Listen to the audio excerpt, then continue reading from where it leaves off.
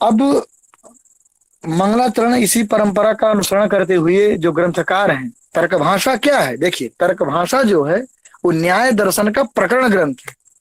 समझ में आया? न्याय दर्शन का प्रकरण ग्रंथ है वो। एक प्रकरण ग्रंथ का आप ये ऐसे उसे प्रकरण का वहां पारिभाषिक शब्द है प्रकरण, परंतु आप ये समझिए प्रारंभिक ग्रंथ, ठीक है ना।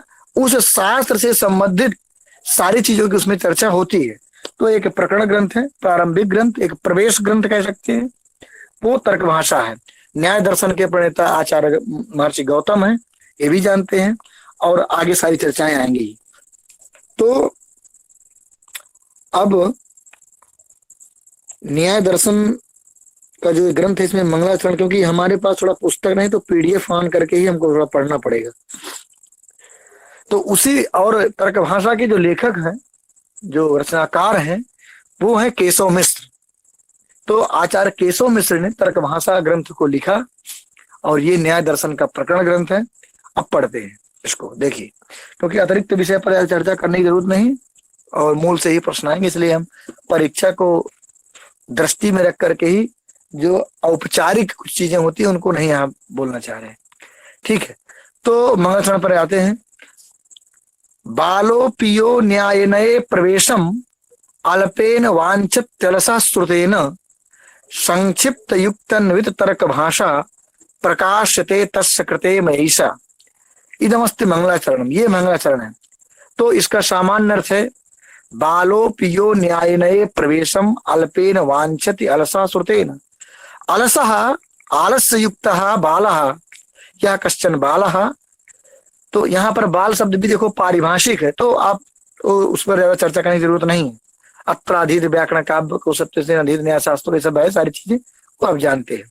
तो अलसः बालः, जो कश्चन आलस्य युक्तः बालः, आलसी जो बालक है वो अल्पेन श्रुतेन, गुरु जी से थोड़ा ही सुनना चाहता, अधिक नहीं सुनना चाहता। वो चाहता है कि मैं थोड़ा सा श्रवण करूं और उससे ही मुझको अधिगम होने अवगम हो जाए, जो न्याय दर्शन के जो सिद्धांत हैं उनका अवगम हो जाए। तो अलसः बालः मने बालकः अल्पेन श्रुतेन न्याय नये, न्याय नये प्रवेशम वांछति।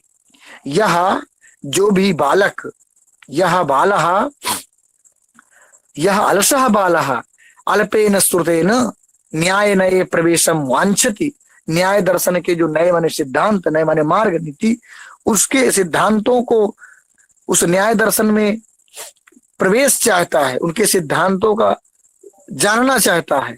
तो ऐसा जो बालक है तस्य कृते, तस्य अलसः यह बालः तस्य कृते मया, मया अर्थात रचनाकार कौन है इसके, केशव मिश्रेण, ऐसा संक्षिप्त युक्त अन्वित तर्क भाषा प्रकाशते।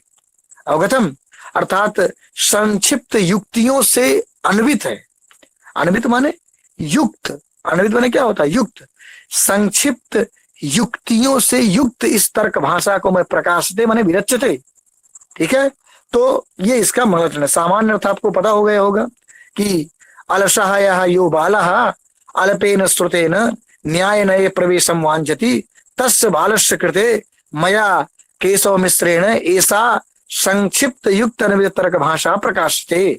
ठीक है, तो ये इसका मंगलाचरण है। अब जैसा कि आपको पता है कि न्याय दर्शन ने कितने पदार्थ स्वीकार किया है। जैसे वैशेषिक कितने पदार्थ मानता है, तर्क संग्रह में आपने पढ़ा है द्रव्य गुण कर्म सामान्य विशेष समवाया भावाः इति सप्त पदार्थाः। तर्हि सप्त पदार्थाः वैशेषिक दर्शने स्वीकृताः सन्ति। वहां पर जो सप्त पदार्थ है वो वैशेषिक दर्शनों के अनुसार स्वीकार किए। ठीक है, मैं बताया था कि जो वहां पदार्थ निरूपण है वैशेषिक दर्शन के अनुसार है, और जो प्रमाण की चर्चा की गई है, 4 प्रमाणों की चर्चा की गई है, वो आपकी जो है न्याय दर्शन के अनुसार है। ठीक है, मेरी आवाज स्पष्ट आ रही कि नहीं आ रही, एक बार थोड़ा बता दीजिए। आमां स्पष्टं श्रूयते। ठीक है, स्पष्टं। ठीक है, ठीक है। तर्हि न्याय दर्शन में 16 पदार्थ स्वीकार किए। कितने? 16 माने 16, 16 पदार्थ स्वीकार किए गए हैं। वो कौन से हैं? तो लिखा है, तो प्रमाण, प्रमेय, संशय प्रयोजन, तो पीडीएफ में थोड़ा प्रॉब्लम होती है कि इसको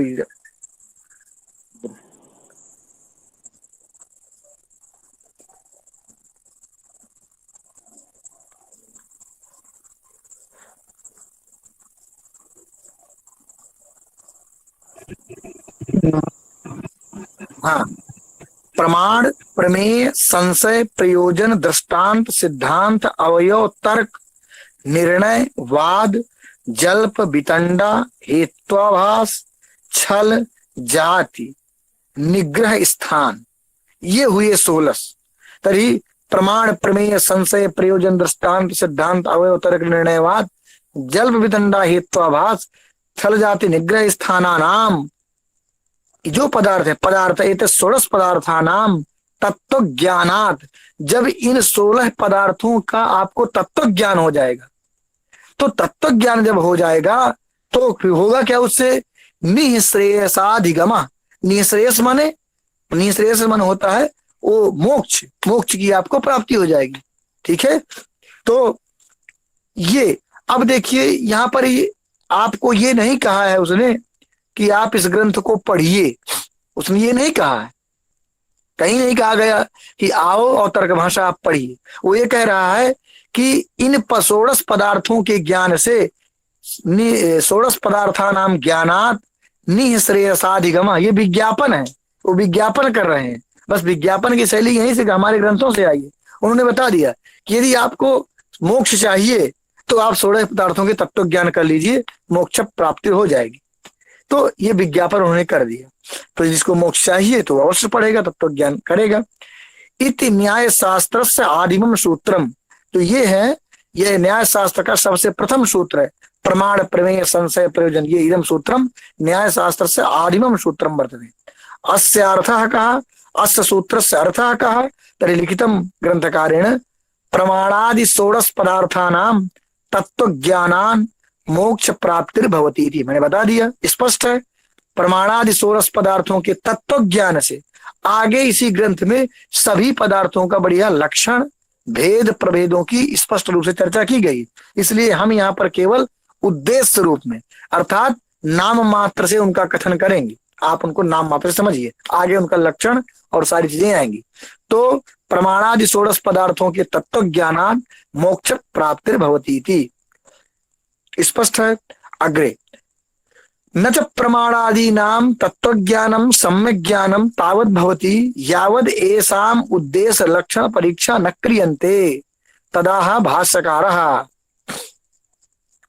देखो, न च प्रमाणादीनां, अब प्रमाणादीनां तत्वज्ञानं, तत्वज्ञानं माने सम्यक् ज्ञानं, तत्वज्ञानं की व्याख्या है, प्रमाणादियों का तत्वज्ञान माने सम्यक् ज्ञान, तावत मन तब तक न भवती, ना को यहां जोड़िए, नचा में जो ना है उसको यहां ना भवती में जोड़िए। प्रमाणादि नाम तत्व ज्ञानम अर्थात सम्यक ज्ञानम तावन न भवती, तब तक नहीं होता है जब तक यावत एसाम, एसाम पदार्थानाम उद्देश्य लक्षण परीक्षा न क्रियन्ते। अवगतम, जब तक एसाम मन एसाम पदार्थानाम उद्देश्य लक्षण और परीक्षा आप नहीं करेंगे तब तक आपको सम्यक ज्ञान नहीं होगा। ठीक है, तदा जैसे कि भाष्यकार ने कहा है, त्रिविधा चास शास्त्र से प्रवृत्ति, प्रवृत्ति उद्देश्यो लक्षण परीक्षा, जैसा कि भाष्यकार ने कहा है। भाष्यकार ने यहाँ पर, भाष्यकार कौन है, मान लीजिए परीक्षा में आ जाए कि न्याय बताया को, बताइए कोई न्याय दर्शन का, जो न्याय दर्शन जैसे दर्शन सूत्र है ना, गौतम ने लिखा है, तो दर्शन के सूत्र लिखे, सूत्रों पर भाष्यकार किसने, कौन है भाष्यकार, केशव मिश्र। दूसरा कोई बताए, वात्स्यायन ने, केशव नहीं, केशव तर्क, इसको तर्क भाषा लिख रहा है, बहुत बात के केशव मिश्र हैं, समझ लीजिए। क्यों वात्स्यायन को इसलिए पूछ सकता है क्योंकि वो मूल जो दर्शन के सूत्र हैं, गौतम ने जो सूत्र लिखा उन सूत्रों पर भाष्य लिखा। जैसे पाणिनि ने सूत्र लिखा तो सूत्रों पर भाष्य किसने लिखा, पतंजलि ने, और नागेश इत्यादि तो और बात के हैं, वरदराजाचार्य सिद्धांत वाला सिस्टम बात का है, समझे रहिए। तो सूत्र उन्होंने वात्स्यायन ने लिखा, वो भाष्यकार जो है वात्स्यायन। तो उन्हीं वात्स्यायन ने लिखा है त्रिविधा च अस्य शास्त्रस्य प्रवृत्ति, इस शास्त्र का जो प्रवृत्ति है, इस शास्त्र का जो प्रयोग है, अनुप्रयोग है, वो 3 प्रकार से होता है। उसमें उद्देश्य प्रकरण होता है, उद्देश्य की चर्चा होती है, लक्षण की चर्चा होती है और परीक्षा की चर्चा होती है। 3 तत्व को लेकर चलते हैं। उद्देश्य क्या है? तर्क संग्रह में भी आप पढ़े, नाम मात्रेण वस्तु संकीर्तनम, नाम मात्र से वस्तु अर्थात पदार्थों का कथन, जो वस्तु माने जो आपका ज्ञेय विषय है वो वस्तु है, तो उस वस्तु का नाम मात्रेण संकीर्तनम माने कथनम, यही है उद्देश्य। ठीक है, आपको केवल बता दिया गया कि ये आपके 16 पदार्थ होते हैं, प्रमाण प्रमेय इस तरह से गिना दिया गया, ये जो कहना है यही है उद्देश्य। ठीक है, तच्च अस्मिन् सूत्रे कृतम, तच्च माने उस उद्देश्य को जो है इसी सूत्र में कह दिया गया, उद्देश्य ही है, नाम मात्र से गिना दिया गया, यही उद्देश्य है। लक्षणम, तो लक्षण क्या है? किसी भी पदार्थ, किसी भी माने तत्व का जब लक्षण करते हैं तो लक्षणम नाम किम? असाधारण धर्म वचनम, ये लक्षण की परिभाषा है, उसी दे देगा। असाधारण धर्म वचनम किम लक्षणम प्रमेयम प्रमाणम, तो आप वहां फंस जाएंगे। इसलिए याद रखिए, लक्षणम तो असाधारण धर्म वचनम। असाधारण धर्म वचनम मतलब लक्षण क्या होता है? देखिए, आप थोड़ा समझिए, किसी भी वस्तु का, किसी भी द्रव्य का, कोई भी चीज हो, उसका जो लक्षण होता है वो असाधारण धर्म ही होता है। असाधारण धर्म का वचनम माने कथनम, समझ आया? उस वस्तु के जब आप असाधारण धर्म को कह देंगे तो असाधारण धर्म वही होगा जो तन्मात्र में विद्यमान होगा। समझ रहे हैं? क्योंकि साधारण धर्म तो बहुत चीजें हो सकती हैं। अब मुझे आपका असाधारण धर्म जिसे बताना है तो क्या होगा? आपका असाधारण धर्म वही होगा जो आप में ही विद्यमान हो, अन्य में ना हो, वही असाधारण धर्म लक्षण बन जाता है। समझ लीजिए बात को, क्योंकि साधारण धर्म तो अन्य चीज, जैसे गो है मान लीजिए, क्योंकि आगे गो की चर्चा करेंगे तो आपको बता दे रहा हूँ। गो शासनादि मत्तुम, जो शासना है गो में वो सिर्फ गो में रहती है, संसार के किसी प्राणी में शासना नहीं पाई जाती। जो शासना माने गलकंबल, जब गाय होती है, गाय के जो गल होता है, गलप प्रदेश होता है, वहां एक लटकता हुआ भाग होता है चर्म का, उसी को शासना कहते हैं। वो सिर्फ गाय में पाया जाता है, जिसमें गोत्र होगा उसी में शासना होगी। समझ रहे हैं? अतिरिक्त कहीं भी शासना नहीं रहेगी। तो जो शासना है वही उसका असाधारण धर्म हुआ, और उसी का कथन यदि कह दिया जाए किसी वाक्य के द्वारा, वो उसका लक्षण बन जाएगा। तो शासनादिमत्वम, शासनादि वाला जो है वही गो है। ठीक है, तो असाधारण धर्म का वचनम माने कथनम एवं लक्षणम भवति, यथा गोः शासनादिमत्वम अवगतम न वा अग्रे लक्षितस्य लक्षणम उपपद्यते न वा इति विचारः परीक्षा। बहुत सरल है। आप देखिए, जिसका लक्षण करते हैं उसको आप क्या कहते हैं? लक्ष्य। एक होता है लक्ष्य और एक होता है लक्षण। ठीक है ना? तो जब आप गो का लक्षण करते हैं, आपने लक्षण क्या किया? शासनादिमत्वम। तो शासनादिमत्वम ये क्या, ये जो वाक्य बोल रहे हैं ये लक्षण है, और लक्षण कर किसका रहे हैं? गो का। तो गो क्या हुआ? लक्ष्य। तो जिसका लक्षण किया जाता है वो लक्ष्य होता है, उसी को आप लक्षित कहिए। क्या कहिए? लक्षित। तो लक्षितस्य, जिसका आप लक्षण कर रहे हैं, लक्षणम, जो आपने लक्षण बनाया है, उपपद्यते, उपपद्य मते, उपपद्य का मतलब क्या होता है? उपपद्यते का मतलब क्या होता है? माने तत्र घटति न वा, वहां वो लक्षण जा रहा है या नहीं जा रहा, इसी का विचार करना, यही परीक्षा है। आपने किसी वस्तु का लक्षण किया, उस लक्षण का विचार करना कि इदम लक्षणम अस्माकम यत् लक्ष्यम वर्तते, तत्र सर्वत्र, माने पूरे लक्ष्य में जा रहा है कि नहीं जा रहा है, इसी का विचार ही क्या है? परीक्षा है। तो लक्ष्य लक्षणम गच्छ, और सरल भाषा में कह सकते हैं, लक्ष्य लक्षणम गच्छति न वा इत्यस्य विचारः है परीक्षा। ठीक है, यही परीक्षा है। तेन अर्थात ये इस प्रकार का जो हमने अभी बताया, उद्देश्य ये होता है, लक्षण ये होता है, और परीक्षा ये होती है। ये सारी चीज अधिगम करने के अर्थात स्वीकारादेव, स्वीकार करने के बाद एते लक्षण परीक्षे, अर्थात हमने उद्देश्य तो कर दिया, प्रमाणादि जो 16 पदार्थों का नाम मात्र से संकीर्तन कथन कर दिया, अब इनका लक्षण और परीक्षा बचा, क्योंकि इस शास्त्र में 3 की चर्चा होना है, उसका उद्देश्य, उसका लक्षण करना, उसकी परीक्षा करना। 3 के अलावा चौथे तत्व की चर्चा नहीं करेंगे। तो एते मैंने 2 चीजें बची, लक्षण और परीक्षा। एते लक्षण परीक्षे प्रमाणादि नाम एते लक्षण परीक्षे तत्व ज्ञानार्थम कर्तव्य, तत्व ज्ञान के लिए हमको करना है, क्योंकि तत्व ज्ञान के यावन न भवति तावत उद्देश्य लक्षण परीक्षा न क्रियन्ते, पहले ही प्रतिज्ञा कर चुकी, वो प्रतिज्ञा वाक्य था। ठीक है, तो समझ में आया कि नहीं आया? समझ में आ रहा है कि नहीं आ रहा तर्क भाषा? आ रही है। फीडबैक दे दिया करिए, आवाज नहीं आ रही क्या? अरे आ रही है भैया। आ रही है एकदम एकदम आ रही है, आ रही। एक लोग दे देंगे तो हम समझ जाएंगे। हम बोल रहे हैं थोड़ा सा उसमें लगता है कि समझ में, या तो फिर दो ही चीजें होती, मैं उस दिन भी बताया था, या तो आपको पूरा समझ में आ रहा है, या समझ में आ ही नहीं रहा, क्योंकि ना बोलने का मतलब यही है, मौनम स्वीकार लक्षण। ठीक है, तो अब पहले चर्चा जो न्याय दर्शन का जब सूत्र बनाए उन्होंने, न्याय दर्शन का प्रथम सूत्र है प्रमाण प्रमेय संशय प्रयोजन इदम सूत्रम वर्तते आदिमम सूत्रम अस्मिन् सूत्रे षोडश पदार्थानां चर्चा वर्तते तत्र तावत् आदिमः पदार्थः कः प्रमाणम। पहला पदार्थ क्या है? प्रमाण। तो प्रमाण का लक्षण अब करने जा रहे हैं, प्रमाण क्या है इसकी सारी विशेष चर्चा होगी।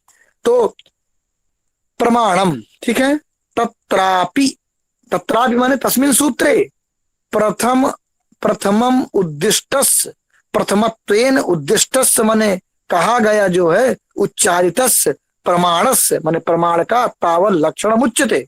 समझ में आया? उसका लक्षण करने जा रहे हैं। तो क्या है लक्षण प्रमाण का? तो प्रमा करणम प्रमाणम, प्रमा का जो करण होता है वही प्रमाण है। ठीक है, क्या है? प्रमा करणम प्रमाणम। तो प्रमा करणम प्रमाणम में तो आपको पता होना चाहिए कि प्रमा क्या है और उसका करण क्या है। तो करण के विषय में थोड़ा बहुत आप जानते हैं, क्योंकि करण की चर्चा और प्रमा की चर्चा दोनों की चर्चा वहां आई है तर्क संग्रह में। तो समझे रहिएगा बात को, मैं साइड में बता दे रहा हूँ। यथार्थ अनुभव को ही प्रमा कहा गया है, वहां आया सैव प्रमा इति उच्यते, तो यथार्थ अनुभव को प्रमा कहा गया। और करण का लक्षण वहां पर क्या है? असाधारणम कारणम करणम, अर्थात व्यापारवत असाधारण जो कारण होता है उसी को हम कर्ण कहते हैं।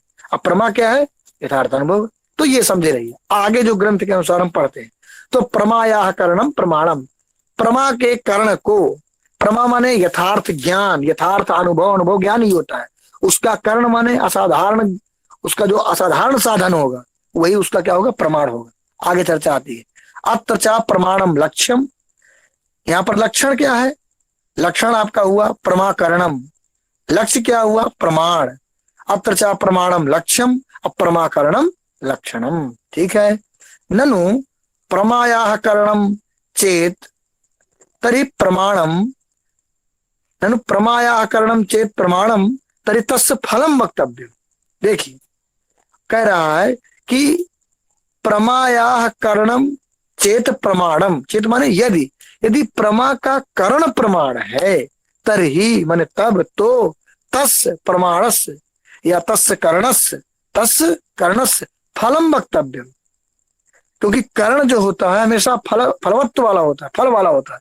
क्यों? आगे स्वयं लिखता है करणस्य फलवत्व नियमात। ये सिद्धांत ध्यान रखिएगा, जब भी कहीं करण होगा, ठीक है ना, जो भी करण होगा तो करण का कोई ना कोई फल जरूर होगा। ध्यान दीजिएगा बात को, जो भी करण होता है उसका फल जरूर होता है। तो यदि इसने ये कह रहे हैं कि प्रमा का करण प्रमाण है, प्रमा का करण प्रमाण है, तो जो प्रमा का करण यदि प्रमाण को कहते हो तो इस करण का फल क्या है? तो आगे स्वयं कह देंगे सत्यम। आपने सही बात कहा कि करण जो होता है वो फल वाला होता है। जब भी हम चर्चा करण की करेंगे तो हम वहां फल को देखेंगे, वहां को फल क्या है? सत्यम प्रमैव फलम, कह रहे हैं प्रमा ही फल है, प्रमा ही फल है। ठीक है ना, प्रमाण का जो फल होता है, क्योंकि प्रमा का करण जो होता है वो प्रमाण होता है और उस करण का जो फल होता है वो प्रमा होती है। ठीक है ना, तो कुल मिला के स्पष्ट रूप से कहें एक साध्य, एक साधन, कार्य कारण एक ही बात है। ठीक है ना, फल और वही बार बार उसी को घुमाएंगे। प्रमैव फलम मैंने साध्य में था, स्वयं आगे लिख दिया। प्रमा ही क्या है? फल है, उसी को साध्य कहे तो जो करण होगा वो साधन हो जाएगा। यथा छिदा कर्णस्य परसो छिदैव फलम, जब आप छेदन करते हैं परसु से कि नहीं, छिदा कर्णस्य, आप जब परसु जो होता है शस्त्र अस्त्र विशेष जो होता है जिससे छेदन क्रिया की जाती है, तो छिदाकरण करते हैं, तो छेदन का कारण कौन है? परशु। छेदन कारण कौन है? परशु। तो उस परशु का फल क्या है? छिदाकरण, क्योंकि उस परशु के द्वारा आप क्या करते हैं? छेद करते हैं, तो वही है, तो वही सीधी ही उसका फल है। ठीक है ना, समझे रहिए। का पुनः प्रमा, तरी आपने बता दिया कि प्रमाकरणम प्रमाणम, ये भी बता दिया, और प्रमा ही उसका फल होता है, आपने ये भी बता दिया। अब आप बताइए कि प्रमा क्या है। कारण की चर्चा पहले करेंगे, पहले प्रमा बताइए। का पुनः प्रमा यस्याह करणम प्रमाणम, वह प्रमा क्या है जिसका करण प्रमाण है? पहले प्रमा को बताइए। कहते हैं उच्चते, वही यथार्थ अनुभव प्रमा, यथार्थ अनुभव को ही प्रमा कहते हैं। यथार्थ अनुभव प्रमा, क्योंकि अनुभव दुविधा, अयथार्थ यथार्थश्च। तो जो यथार्थ अनुभव होता है, यथार्थ अनुभव तदवत तत्प्रकारकम ज्ञानम, रजत में तत्व प्रकारकम ज्ञानम, यही यथार्थ अनुभव। समझ रहे हैं बात को? रजत को रजत देखना, जो जो जो वस्तु जैसी है उसको वही देखना। अगर वहां चांदी रखी है तो चांदी को चांदी देखना, और यह नहीं कि सूक्ति में चांदी देखने लगना। ठीक है ना, तो जो जैसी है तद्वती तत्प्रकारकम ज्ञानम, वही होता है यथार्थ अनुभव, उसी को हम प्रमा कहते हैं। तो यथार्थ ज्ञान कहो या यथार्थ अनुभव कहो, वही प्रमा है। प्रमा का मतलब यथार्थ ज्ञान, यथार्थ अनुभव। अनुभव ज्ञान ही है, ज्ञान का एक भेद है। ज्ञानम विधम स्मृति अनुभवश्च। ठीक है ना, तो बहुत बार इधर उधर में तो कन्फ्यूजिया जाते हैं, तो कन्फ्यूजियाना नहीं है। यथार्थ अनुभव प्रमा, यथार्थ यथार्थ। तो प्रमा के लक्षण में आपने दो पद दिया, यथार्थ अनुभव। तो यथार्थ क्यों दिया आपने? तो कह रहे हैं यथार्थ इति अयथार्था नाम, अयथार्थों का निराश हो जाए, मैंने उनसे निवृत्ति हो जाए, उनका यहाँ पर ग्रहण न होने लगे, इसीलिए अयथार्था नाम संशय विपर्य तर्क ज्ञाना नाम निराशा भवती यथार्थ पदस्य उपादानेन अवगतम। तो आपने अनुभव क्यों कहा? आप यही कह देते यथार्थ प्रमा, जो यथार्थ है वही प्रमा है। तो कहते हैं अनुभव इसलिए दिए कि यथार्थ स्मृति भी हो सकती है। तो यथार्थ स्मृति को हम प्रमा नहीं कहते, अभी तो यथार्थ अनुभव को प्रमा कहते हैं। तो स्मृति को हटाने के लिए अनुभव पद का उपादान किया है। अनुभव इति स्मृति निराशा, समझ में आया कि नहीं है? तो ये पदकृत्य की दृष्टि से वो सब लिख रहे हैं, कोई दिक्कत नहीं। तो ठीक है, अब यहाँ पर चर्चा आ गई थोड़ा स्मृति की, कि अनुभव पदस्य उपादानम किमर्थम स्मृति निराशार्थम। तो स्मृति क्या है? तो ज्ञात विषयम ज्ञानम स्मृति ही। अब देखिए, ज्ञात विषयम ज्ञानम स्मृति बहुत ही संक्षिप्त में बता रहा हूं, लेकिन समझ में आपको आ रहा होगा, मैं ऐसा मानता हूं। देखो, जब तर्क संग्रह पढ़े तो वहां क्या लिखा था? संस्कार मात्र जन्यम ज्ञानम स्मृति। ठीक है ना, ज्ञात विषयम ज्ञानम स्मृति। अब समझिए स्मृति क्या है? स्मृति माने स्मरण, स्मृति ही, क्योंकि तिगन वहां एक तन प्रत्यय है, भाव में है, तो स्मरणम। तो स्मृति क्या है? एक पहली बात तो ये समझिए, स्मृति जो होती है, स्मरण जो होता है, एक प्रकार का ज्ञान है। पहले तो ये दिमाग लगाओ, क्योंकि लक्षण में लिखा है ज्ञात विषयम ज्ञानम स्मृति। तो स्मृति नाम ज्ञानम स्मृति ही। हम ज्ञान को स्मृति कहते हैं, ज्ञान को स्मृति कहते हैं, परंतु कैसा ज्ञान? ज्ञात विषयम, अर्थात ज्ञात हो विषय जिसका, ज्ञात हो विषय जिसका, अर्थात जो ज्ञान होता है हमेशा सविषयक होता है। पहली बात तो ये समझिए। तो ज्ञातः या ज्ञातः विषयः यस, ज्ञात है विषय जिसका हमको, उसे कहते हैं, ऐसे ज्ञान को हम क्या कहते हैं? स्मृति कहते हैं, जिसका हमको विषय ज्ञात होता है। देखिए समझिए, यहीं पर समझ लीजिए, आगे जो आएगा तो उसको समझ लीजिए। तीन चीजें यहाँ समझना बहुत जरूरी है, मित्र लोग बहुत कंफ्यूज आ जाते हैं। देखो मैं आपको समझा दूं, अनुभव क्या है, स्मृति क्या है, प्रत्यभिज्ञा क्या है। 3 लाइन बोलूंगा, समझ जाइएगा। अनुभव क्या है? अनुभव वो है जब आप अपनी इंद्रियों के माध्यम से पदार्थ का संयोग होता है, कोई भी इंद्रिय हो, चक्षुरेंद्रिय हो, त्वगिंद्रिय हो, श्रवणेंद्रिय हो। तो अनुभव वो होता है जब आप चक्षुरेंद्रिय के माध्यम से पदार्थ का संयोग होगा, उसके बाद जो ज्ञान होगा उसे कहते हैं अनुभव। समझ में आया कि नहीं आया? तो इंद्रिय और अर्थ के संयोग के बाद जो ज्ञान होता है वो होता है अनुभव। एक बात, अनुभव के बाद, क्योंकि वो तो ज्ञान है, और ज्ञान न्याय दर्शन के अनुसार त्रिक्षणावस्थायी साइज होता है। समझ रहे हैं बात? वो तो नष्ट हो जाएगा। तो लेकिन वो ज्ञान नष्ट हो गया, लेकिन ज्ञान से कुछ संस्कार आपके आत्मा में बैठ जाता है। ये बात ध्यान दीजिए, ज्ञान तो तृक्षणावस्था ही है, परंतु वो ज्ञान जो हुआ है, चक्षुरेंद्रिय का घट के साथ जब संयोग हुआ तो घट का तो ज्ञान हुआ, वो ज्ञान आपका नष्ट हो जाएगा। लेकिन ज्ञान से जन्म जो होता है वो संस्कार होता है, वो संस्कार आपके आत्मा में बैठ जाएगा। समझ में आया कि नहीं आया? वो संस्कार जब बैठा तो वो संस्कार कदाचित सादृश्य के कारण, या क्योंकि अब वो संस्कार हो गया, अब वो संस्कार जब कदाचित उद्बुद्ध होगा, वो संस्कार जब जागृत होगा, तो संस्कार जब जागृत होगा तो उस संस्कार, जिस विषय का आपको संस्कार था उसका ज्ञान हो जाएगा। आपको किस विषय का संस्कार था? घट विषयक जो ज्ञान हुआ था उसी का संस्कार था। समझ में आया कि नहीं? घट विषयकम यद ज्ञानम आसीत तस्सैव संस्कारः आत्मनि आसीत। अब वो संस्कार सुप्त हो गया, लेकिन कदाचित, कदाचित माने जब संस्कार उद्बुद्ध होगा, उद्बुद्ध कब होगा?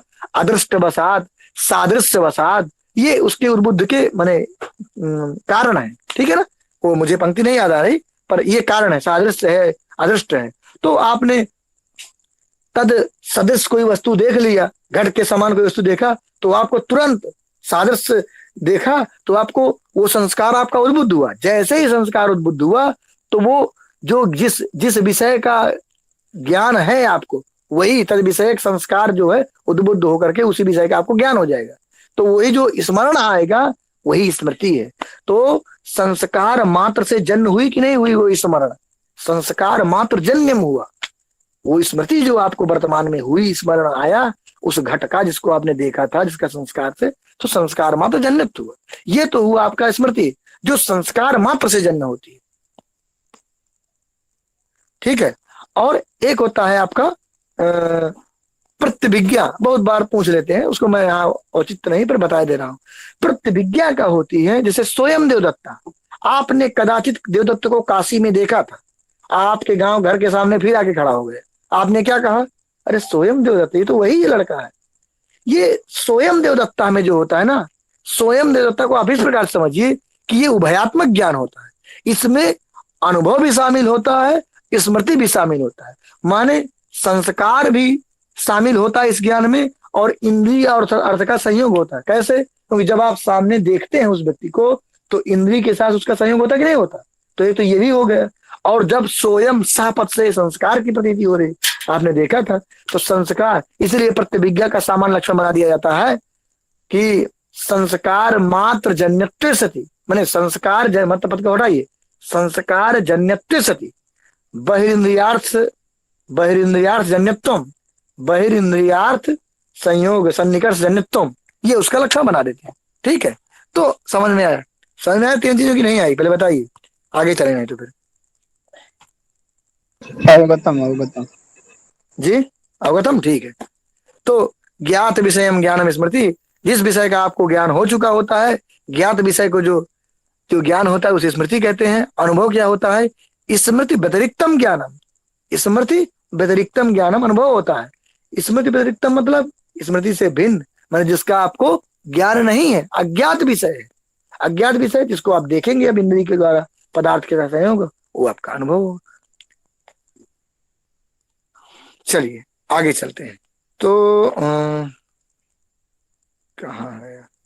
किम पुनः करणम, तो आपने हमको बता दिया कि प्रमा क्या है, इस सारी चीजें आपने बता दिया। यथार्थ अनुभव, प्रमा है, स्मृति भी, प्रतिभिज्ञा, हम सारी चीजें जान गए। अब जानने के बाद आप हमको बताइए कि करण क्या है, क्योंकि प्रमा के करण को ही हम प्रमाण कहेंगे। तो हम प्रमा तो समझ गए कि यथार्थ अनुभव को हम प्रमा कहेंगे। स्मृति से, अनुभव से, प्रतिभिज्ञा में पारस्परिक जो भेद है वो भी हम समझ गए। यथार्थक ज्ञान जो होता है, यथार्थ जो अनुभव होता है, उसको हम क्या कहते हैं? यथार्थ जो अनुभव होता है उसको हम कहते हैं प्रमा।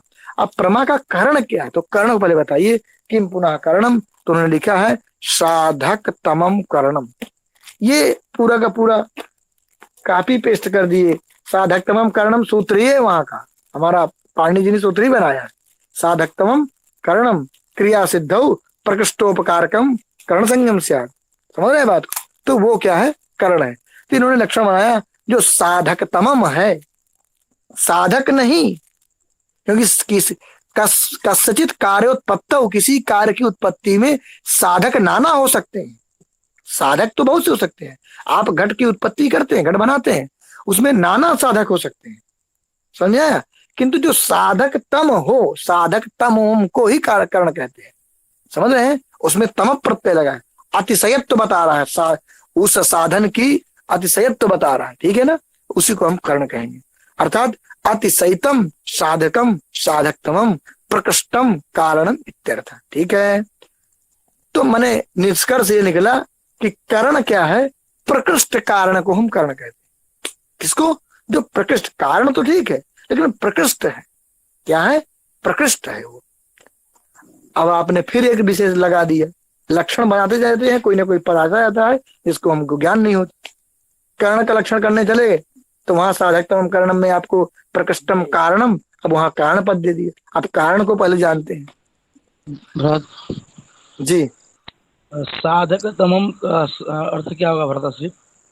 साधक तमम का ही आगे अर्थ लिखा है, अतिशयतम साधकम, समझ रहे हैं। क्योंकि साधक का अर्थ तो साधक हुआ, अब तम प्रत्यय अतिशय अर्थ में आता है। तो जो अतिशय साधक होता है, अतिशय का मतलब प्रकृष्ट साधक, समझ रहे हैं बात को। प्रकृष्ट साधक, उस कार्य की उस उत्पत्ति में जिसका प्रकृष्ट रूप से साधक हो, जो उसे कहते हैं कर्ण, ठीक है जी। तो आगे स्वयं आएगा, स्पष्ट स्वयं ग्रंथकार ने किया है। कारणम, कारण क्या है? साधकम कारणम, कहते हैं कि जो साधक कहो या कारण कहो एक ही बात। चाहे आप कारण तमम कहिए, कारण तमम करणम या साधक तमम करणम, एक ही बात है। क्यों? क्योंकि साधक और कारण क्या है? पर्याय है। तो ननु साधकम कारणम इति पर्याय तदेव न ज्ञायते। हमको ये दोनों पर्याय है, ना हमको साधक पता है ना कारण पता है। पहले इनका लक्षण बताइए। तदेव न ज्ञायते किम तत् कारणम इति, कारण होता क्या है? उच्चते, अब बता रहे हैं। यस, यस माने जिसकी, यस कार्यात, कार्य के पहले, कार्यात पूर्व भाव, कार्य से पूर्व भाव नियतः, माने कार्य की उत्पत्ति के पहले पूर्व भाव ने उसकी सत्ता पूर्वकालिक, माने कार्य की उत्पत्ति के पहले उसकी सत्ता निश्चित है। माने कार्य अभी उत्पन्न नहीं हुआ तो कार्योत्पत्ति के पहले उसकी वहां पर सत्ता विद्यमान होना चाहिए। पूर्व भाव, पूर्वकालिक सत्ता। पूर्व किसके पूर्वकालिक? तो कार्य से, कार्योत्पत्ति के पहले उसकी सत्ता, पूर्व सत्ता, पूर्व भाव ने पूर्व सत्ता, उसकी नियत है, वो रहेगा जरूर। और अनन्यथा सिद्धस्य, और वो क्या होगा? अनन्यथा सिद्ध भी होना चाहिए उसको अन्यथा सिद्ध नहीं होना चाहिए। कार्य की उत्पत्ति के पहले वो वहां रहेगा जरूर, और अन्यथा सिद्ध हो, वही कारण कहलाएगा। समझ रहे हैं? देखो आप अब थोड़ा सा व्यवहारिक दृष्टि से देखिए। जब भी आप कोई कार्य करने जा रहे हैं, मान लीजिए घट निर्माण करने जा रहे हैं, तो घट के निर्माण में कारण वही होगा जो घट के निर्माण के पहले उसकी वहां सत्ता रहना जरूरी है। नहीं तो फिर वो कारण क्या है कि जिसके वो रहे ना और घट बन जाए? कारण वही रहता है जो कार्योत्पत्ति के पहले वो जरूरी रहेगा, वहां रहेगा ही रहेगा। एक बात, रहेगा तो नहीं, अर्थात वो उसकी सत्ता पूर्व में निश्चित है कार्योत्पत्ति के पहले, एक बात। और उसको अन्यथा सिद्ध भी होना चाहिए, क्योंकि कुछ ऐसी चीजें हैं जिनकी सत्ता कार्योत्पत्ति के पहले निश्चित तो है लेकिन वो कारण नहीं कहलाते हैं। क्यों नहीं कहलाते हैं? क्योंकि दूसरा पद इसलिए दिया है, उसको उसकी सत्ता पूर्व में निश्चित तो होनी चाहिए, परंतु उसको अन्यथा सिद्ध भी होना चाहिए, उसको अन्यथा सिद्ध नहीं होना चाहिए, ठीक है ना। जैसे अभी इसमें शायद दिया ही हो, आगे से देगा, लेकिन मैं बता दे रहा हूं। जैसे इसे मान लीजिए दंडक, इसे जब आप घट निर्माण करते, घट को ही लीजिए, कुम्हार के यहाँ जाइएगा, आप जब घट निर्माण होता है तो वहां चक्र घूमने वाला, दंड इत्यादि रहते हैं उसके पास। तो अब पूर्व में दंड जरूर रहेगा वहां, बिना दंड के जो दंडा जिससे घुमाता है उसको, वो जब तक वो दंड नहीं रहेगा तो घट कभी बन पाएगा? कभी नहीं बन पाएगा। तो कार्योत्पत्ति के पहले वहां दंड रहा कि नहीं रहा? अवश्य रहा। अगर दंड रहा तो दंड में रहने वाला धर्म भी रहेगा, दंडक, समझे भाई। मनुष्य रहेगा जहां, वहां मनुष्य तो रहेगा कि नहीं रहेगा? मनुष्यत्व भी रहेगा। अगर दंड है वहां तो दंडत्व भी रह रहा है, दंडत्व तो दंड में ही रहता है। तो यदि दंड है तो दंडत्व तो निश्चित रहेगा वहां, क्योंकि दंड को भी निश्चित रहना है, इसका मतलब दंडत्व भी निश्चित रहेगा। तो यदि आप केवल यही लक्षण बना देंगे कि यस कार्योत्पत्ति के पहले जिसकी सत्ता निश्चित हो, तो दंडत्व की भी सत्ता निश्चित है, निश्चित रहेगा दंडत्व, तो वो भी कारण बन जाएगा। लेकिन वो कारण होता नहीं। क्यों? क्योंकि दंडत्व तो अन्यथा सिद्ध है। अब अन्यथा सिद्ध की चर्चा आगे आएगी, ठीक है ना। वो क्या है? अन्यथा सिद्ध। आगे क्या है? तत्कारणम यथा इन्होंने दिया है, तो ये बात समझे रहिए। कार के पहले, कारोत्पत्ति के पहले इसकी सत्ता निश्चित हो, और जो अन्यथा सिद्ध हो अर्थात अन्यथा सिद्ध ना हो, उसे कहते हैं, उसे क्या कहते हैं? उसे कहते हैं कारण। अन्यथा सिद्ध को वैसे, जी एक सेकंड, अन्यथा सिद्ध का वैसे लक्षण बहुत आप देखेंगे आगे, पर मैं आपको यहाँ समझने मात्र की दृष्टि से बता, क्योंकि आपकी दृष्टि बन जाए। अन्यथा सिद्ध आप पता है किसको कहते हैं? अन्यथा सिद्ध व्यवहारिक दृष्टि से उसको कहते हैं जिसके बिना भी काम चल जाए। जैसे कहते हैं अरे तुम तो यार अन्यथा सिद्ध हो। अन्यथा सिद्ध मतलब आप रहो या ना रहो कोई फर्क नहीं पड़ता, हो जाओ तब भी, ना रहो तब भी।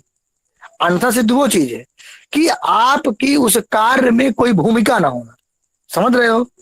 निश्चित रूप से आपकी कोई उस भूमिका ना होना, वो क्या है? अन्यथा सिद्ध है। तो दंडत्व तो रहता है लेकिन उसकी भूमिका नहीं रहती, साक्षात कार्योत्पत्ति में भूमिका नहीं रहती। ये बात ध्यान देना, साक्षात कार्योत्पत्ति में दंडत्व की कोई भूमिका नहीं। समझे रहिएगा बात। मैं एक समझाने की दृष्टि से आपको कहा कि उसके बिना भी कार्य चल जाए, क्योंकि उपयोगी तो वहां दंड व्यक्ति होता है, घट में उपयोगिता किसकी होती है? अर्थ क्रियाकारित्व कहाँ रहता है? व्यक्ति में रहता है, जाति में नहीं रहता। तो अर्थ क्रियाकारित्व माने क्रिया का जो कारण होता है, क्रिया को निर्माण करने में, घट की कार्य की उत्पत्ति में दंड व्यक्ति कारण होगा, दंडत्व की कोई जरूरत नहीं पड़ेगी। समझ रहे हैं बात को? वो तो अभिनय भाव संबंध से वहां रहेगा ही रहेगा। तो ये समझे रहिए। तो जिसके बिना भी कार्य चल जाए अथवा जिसकी कार्योत्पत्ति में कोई भूमिका ना हो, वो अन्यथा सिद्ध है। सामान समझे रहिए। तो यथा उन्होंने उदाहरण दिया है, तंतु बेमादिकम पटस्य कारणम। पट माने वस्त्र, उसका जो कारण है उदाहरण दिया है तंतु बेमा। अब बताइए क्यों?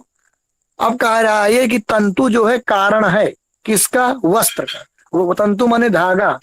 तो कोई भी कपड़ा किससे बनता है? धागा से बनता है। ये बताइए, जब आप धागा के वो कपड़ा बनाएंगे, वो पट बनाएंगे, तो पट बनाने के पहले धागा के रहना जरूरी है कि नहीं है? धागा की सत्ता निश्चित है कि नहीं है? ऐसा नहीं है कि धागा रहेगा नहीं और आप कपड़ा बना लेंगे। पानी से कपड़ा नहीं बनता है, धागे से बनता है। तो कार्य माने पट की निर्माण के पहले वहां तंतु की सत्ता, पूर्वकालिक सत्ता निश्चित है वहां, ठीक है ना। और वो अन्यथा सिद्ध भी है। क्यों? क्योंकि उसकी भूमिका है वहां। इस प्रकार से भी समझ लीजिए। इसलिए तंतु बेमा आदि क्या है? ये पट के कारण है। यद्यपि घटोत्पत्तौ, घट की उत्पत्ति में दैवाद आकाश माने अचानक, दैव माने अपने भाग्य से या किसी कारण से वो आ गए। कौन? आगतस रासभादे माने घोड़ा इत्यादि। पूर्व भाव विदित, घट बना रहे हो आप, ठीक है, घट आप बना रहे हो, कहीं से घोड़ा आ गए, तो घटोत्पत्ति के पहले सत्ता निश्चित हो गई उसकी, वो भी आ गए। तो दैव वसात वो आ गया है, पूर्व भाव विदिते तथापि असौ नियता नास्ति। समझ में आया कि नहीं? वो दैव वसात कोई आ गया, तो अब वो, अभी आप ये कह देंगे पूर्व कालिक सत्ता तो उसकी भी हो गई, रासव की भी, घोड़े की भी। तो वो दैव वसात आ गया, अचानक किसी आ गए। जरूरी नहीं कि घटोत्पत्ति के पहले वो निश्चित रूप से रहेगा ही रहेगा। क्यों? वो नहीं भी रहेगा तब भी घटोत्पत्ति हो जाएगी, ठीक है ना। यद्यपि यहाँ पर इस प्रकार से दे रहा है, बहुत जैसा दे रहा है उस प्रकार से पढ़िए। अन्यथा सिद्ध का उपादान करने के द्वारा नहीं रासव का निराकरण हो जाएगा, क्योंकि रासव तो अन्यथा सिद्ध पद का उपादान करने से ही हट जाएगा। लेकिन ठीक है, जैसा ग्रंथ वैसे पढ़ते हैं। तो तथापि असौ रासभा घोड़ा नियता नास्ति, घोटका नियता नास्ति, नियत नहीं है वो, उसकी सत्ता निश्चित नहीं होती है कि घटोत्पत्ति के बाद निश्चित होती है, इसलिए वो कारण नहीं है। समझे रहिए, कारण में टिक लगा के मत आइएगा। तंतु रूपस्य तो नियता पूर्वभाव वस्तेव किंतु अन्यथा सिद्धा पट रूप जननोपक्षीणत्वात् पटम प्रत्यपि कारणत्वे कल्पना गौरव प्रसंगात। देखिए अब यहाँ पर क्या कह रहे हैं कि तंतु रूपस्तु नियतः पूर्व भाव वस्त्य। जैसे देखिए मैंने आपको बताया कि जब पटोत्पत्ति होगी, क्या होगी? पटोत्पत्ति। तो पटोत्पत्ति के पहले तंतु वहां रहेगा कि नहीं रहेगा? पहले बताइए। ठीक है, तंतु रहेगा। जब तंतु रहेगा तो तंतु रूप भी रहेगा। क्यों? रूप गुण है, तो तंतु द्रव्य है, तो रूप में, रूप जो है वो माने गुण जो है वो द्रव्य में रहेगा ही रहेगा। ठीक है ना? तो तंतु रूप नियत है, क्योंकि तंतु रहेगा तंतु रूप भी रहेगा। तंतु रूपस्तु नियता पूर्व भाव अस्ति, उसका पूर्व भाव नियत है। किंतु अन्यथा सिद्धा, क्या है वो अन्यथा सिद्ध है। क्यों? पट रूप जनन उपक्षीणत्वात् पटम प्रत्यपि कारणत्वे कल्पना गौरव प्रसंगा। अब देखिए, अब यहां पर ये कहना चाह रहा है कि पट के रूप के उत्पादन में ही उसकी माने पट रूप जननोपक्षीणत्वात्, पट रूप का जो जब उत्पादन करते हैं तो पट रूप जनन माने उत्पादन में उपक्षीण हो जाता है। पटम प्रत्यपि कारणत्वे कल्पना गौरव प्रसंगा, अर्थात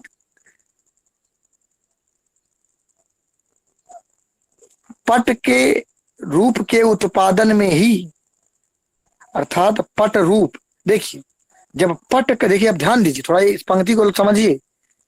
पट रूप, पट बनता है, पट का कोई रूप होता है। मैं तंतु रूप को चर्चा किया हूं, तंतु रूप की सत्ता निश्चित होती है। अब उस तंतु रूप को हटाएगा, उसको कारण नहीं बनाएगा। कह रहा तंतु तो कारण होता है पट के प्रति, ध्यान दीजिएगा बात। तंतु पट के प्रति कारण होता है, लेकिन तंतु रूप कारण नहीं होता। क्यों? कह रहा है पट रूप, पट होता है तो पट बना लिए, पट का जो रूप होता है तो पट रूप को कौन उत्पन्न करता है? तंतु रूप। तो पट रूप जननोपक्षीणत्वात्, समझ रहे हैं बात को? तो क्योंकि पट रूप का जब उत्पत्ति होती है उसमें वो कारण बनता है, कौन? तंतु रूप। तो पट के रूप के उत्पादन में ही उसकी जो शक्ति है वो क्षीण हो जाती है, समाप्त हो जाती है। क्योंकि पट रूप की उत्पत्ति में कारण है तंतु रूप, समझ रहे हैं? पट रूप की उत्पत्ति में कौन कारण बनता है? तंतु रूप। तो पट रूप के उत्पत्ति में जब कारण बना तो जब उसी को उत्पन्न करके उसकी शक्ति नष्ट हो गई, अब उस कारण में शक्ति ही नहीं रह गई। किस में? तंतु रूप में, कि वो पट के प्रति कारण बन जाए। समझ में आया कि नहीं आया? इसीलिए लिखा पटम प्रत्यप। जी, तो इस तरह मूल जी। बात भैया है कि जो तंतु रूप होता है वह पट रूप के प्रति कारण नहीं होगा। पट रूप के प्रति कारण है, शास्त्री उल्टा समझ रहे हो। तंतु रूप शास्त्री समझे नहीं? जी जी समझो, मैं फिर से एक बार थोड़ा एक लाइन में बता दे रहा हूं। पट के प्रति जो कारण है वो तंतु होता है, क्योंकि पट की उत्पत्ति के पहले तंतु की सत्ता अवश्य होती है, एक बात। लेकिन तंतु में रहने वाला रूप भी रहता है, वहां रहेगा ही रहेगा। किंतु तंतु रूप पट के प्रति कारण नहीं। क्यों? लक्षण नहीं जाता वहां, क्योंकि वो उसमें कारण तो शक्ति ही नहीं बचती है। कारण क्या है कि जब, क्योंकि पट रूप जो होता है, पट रूप भी एक कार्य मानिए, जैसे पट कार्य है वैसे पट रूप भी एक कार्य है। तो पट रूप जो कार्य होता है, पट रूप की उत्पत्ति माने जनन में उपक्षीणत्वात्, पट रूप के उत्पत्ति में जो तंतु रूप की शक्ति है वो क्षीण हो जाती है। समझे? तंतु रूप की शक्ति क्षीण हो जाती है। जब क्षीण हो जाती है तो वो शक्ति से रहित हो गया वो कारण। अब वो किसी कार्य की उत्पत्ति क्या कर पाएगा? इसीलिए पटम प्रति, पट के प्रति प्रत्यपि, पट के प्रति भी कारणत्वे, यदि आप उसको कारण मानते हैं तो कल्पना गौरव है। ठीक है ना? उसमें कारण में शक्ति ही नहीं है, शक्तिहीन कारण है, इसलिए उसको पट के प्रति कारण मत मानिए। कहने का मतलब ये है। वही बात हमारी थी, जो तंतु रूप है वो पट रूप के प्रति कारण नहीं हो सकता। पट रूप के प्रति कारण है, पट के प्रति कारण नहीं है। ये उल्टा समझ रहे हो हर्ष तुम, ये तो और लेकिन समझे कि भैया नहीं? जी कैसे बोलिए। हाँ, सुमित सुमित बताओ क्या कह रहे हो। अगर मान लीजिए जैसे तंतु रूप जो है वो पट के प्रति कारण नहीं होंगे, पर पट का हम्म, निर्माण जैसे ही होगा वहां तो पट रूप तुरंत आ जाएगा। हाँ, तो तो उस तंतु पट न रूप कारण के, तंतु न कारण होगा, तंतु रूप नहीं न होगा। यही बात ये नहीं, कह रहे किसका? हैं पट ना। रूप के प्रति तो नहीं, तंतु रूप कारण हुआ। तंतु जो है पट का कारण होगा और तंतु रूप पट रूप का कारण होगा। हाँ, और रूप का तंतु कारण रूप होगा, जो है बस मूल पट बात। का कारण नहीं होगा, क्योंकि हाँ उसकी समझ गए, शक्ति क्षीण हो जाएगी हाँ पट रूप हाँ, की। समझे? मूल बात। जी सुमित जी जी। जी। मूल बात नहीं समझते हो। नहीं नहीं, मैं मूल बात समझ रहा हूँ, लेकिन ये जो बता रहे हैं सुमित जी थोड़ा सा अलग बताए, तो वही मूल बात यही है कि जो तंतु है वो पट है और तंतु रूप पट रूप के प्रति कारण है, ऐसा बस है। बस तो बस। यहाँ पे ये तंतु रूप पट रूप के प्रति कारण नहीं है, ऐसा मैं समझ रहा हूँ। तंतु रूप, हाँ हाँ तुम गलत पट समझ रूप रहे के। थे, ठीक है, जी। तुम गलत समझ रहे थे, लेकिन अब यहीं पर प्रश्न मैं कर दे रहा हूँ क्योंकि समय भी हो गया पर्याप्त, 10 मिनट। बहुत देर से तुम पकड़ पकड़ सब लोग कर रहे हो, सब लोग तर्क संग्रह पढ़ चुके हो। चलिए अब बताइए आप, तंतु रूप पट रूप का कारण है, ये बात स्पष्ट हो चुकी है, तो बताओ कौन सा कारण है? हर्ष तुम बताओ पहले। जी, समवायी कारण है। मैं ये मारूंगा खींच के, सही हो जाओगे, समवायी कारण है भाई। संयोग समूह, मेष देखो इसको, समूह। हाँ हाँ, जी देखो जी, ये परफेक्ट आंसर। वही कारण। जिससे, हर्ष तुम बता चुके हो, सुमित तुम बताओ अब। असमवाय कारण है भैया। असमवायी कारण है, तंतु रूप बोल रहे हो, रूप क्या है? गुण होता है, गुण कभी समवायी कारण बन ही नहीं सकता, समवायी कारण होता है।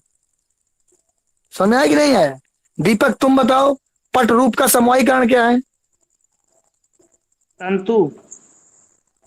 पट रूप का समवायी कारण पूछ रहा हूं, हावलन जैसे मत बोलो, पट रूप का समवायी कारण। पट रूप का तो तंतु रूप। धन समवायी कारण। भैया मैं बताऊं। हाँ तो आप ही बता दीजिए। भैया तंतु रूप होगा। जी, बहुत अच्छा बोल रहे हैं आप। कौन है? मैं तो अभी थोड़ा उधर, एक सेकंड देख ही लूंगा आप लोगों को। मैं पूछ रहा हूं कि पट रूप का समवायी कारण क्या बोल रहे हैं आप? कौन बताया जी? अमन जी, तंतु रूप। आप लोग पट सब रूप का विद्वान समवाय हैं। कारण पट होगा। क्यों नहीं बोल रहे 1 घंटे से? तर्क संग्रह पढ़ लो, तर्क भाषा ही पढ़ लोगे फिर भी नहीं आएगा। अरे भाई पट रूप बोल रहा हूं, पट रूप का मैं पूछ रहा हूं समवायी कारण। पहले दिमाग लगाओ, पट रूप, तो रूप किसका? पट का। पट क्या होता है? द्रव्य। रूप क्या है? गुण। तो गुण का समवायी कारण द्रव्य ही होता है, जिस जिस गुण में, जिस द्रव्य में वो रहता है। सीधी सी बात है, समझा है कि नहीं है? जी जी, पट रूप पट में रहेगा। पट रूप पट में रहेगा, तो वही तो उसका समवायी कारण होता है। जब जो गुण जहां रहता है जिस द्रव्य में, वो उस द्रव्य जो है उस गुण का समवायी कारण होता है। गांठ लगा लो, ठीक है।